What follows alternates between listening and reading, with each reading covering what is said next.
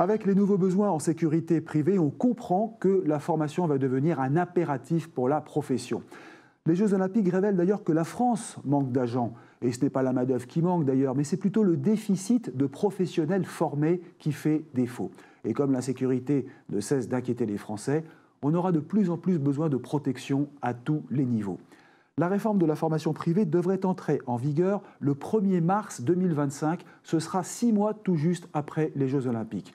Et cela aura un impact immédiat sur la profession, car les entreprises chargées de la formation professionnelle pourront obtenir plus rapidement un agrément, ce qui va fluidifier l'accès aux formations, puis aux diplômes, et donc au métier d'agent de sécurité.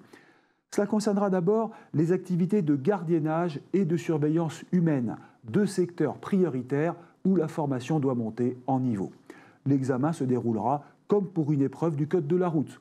Et d'ailleurs, en écoutant les propos de l'UFAX et du président Olivier Drifort, on comprend bien que l'avenir du secteur de la sécurité privée passe par une montée en compétences. Et cela passe aussi par le maintien des valeurs du métier.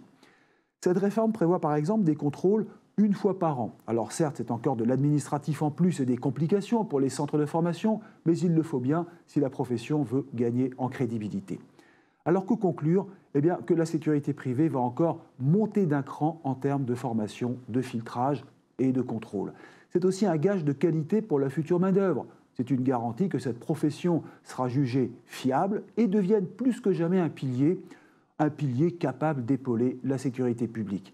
Et qui dit plus d'exigences devrait signifier meilleur salaire parce que la profession deviendra plus attractive. Ce que réclament d'ailleurs depuis longtemps toutes les organisations professionnelles que vous écoutez, que nous écoutons régulièrement ici sur ANews Sécurité.